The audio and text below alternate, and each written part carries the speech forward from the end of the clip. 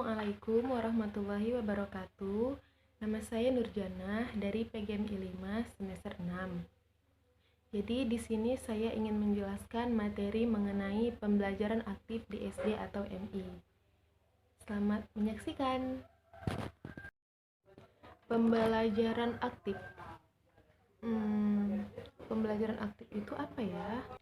Pembelajaran yang aktif merupakan proses pembelajaran yang dimana seorang guru harus dapat menciptakan suasana yang sedemikian rupa sehingga siswa itu aktif dalam bertanya, mempertanyakan, menjawab pertanyaan, dan memberikan suatu gagasan. Untuk menciptakan pembelajaran yang aktif ini, dibutuhkan suatu kreativitas seorang guru, yaitu guru tersebut harus bisa menggunakan strategi yang tepat dalam mengajar. Jadi salah satu strategi yang dapat digunakan yaitu strategi PAKEM, yaitu pembelajaran yang aktif, kreatif, efektif, dan menyenangkan. Contoh menerapkan strategi pembelajaran PAKEM ini misalnya pada memulai pembelajaran, yaitu pada saat berdoa.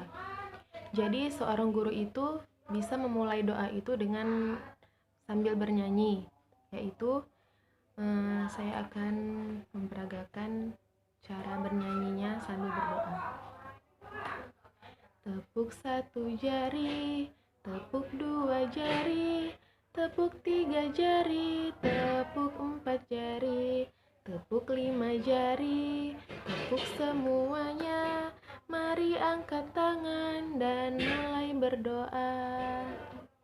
Jadi dengan cara seperti ini bisa menciptakan suasana yang menyenangkan tentu bagi peserta didik. Lalu dalam proses pembelajarannya, guru itu bisa dengan menyuruh siswa untuk melakukan suatu kreativitas, yaitu dengan menciptakan suatu karya. Misalnya pada pembelajaran SBDP, di mana siswa tersebut diminta untuk membuat suatu karya dengan menuangkan segala kreativitas yang dimilikinya di dalam karya tersebut. Jadi, dari contoh pembelajaran SBDP tersebut, siswa itu dapat berperan aktif, yaitu dia pasti bakal aktif dalam bertanya, dalam membuat suatu karya itu.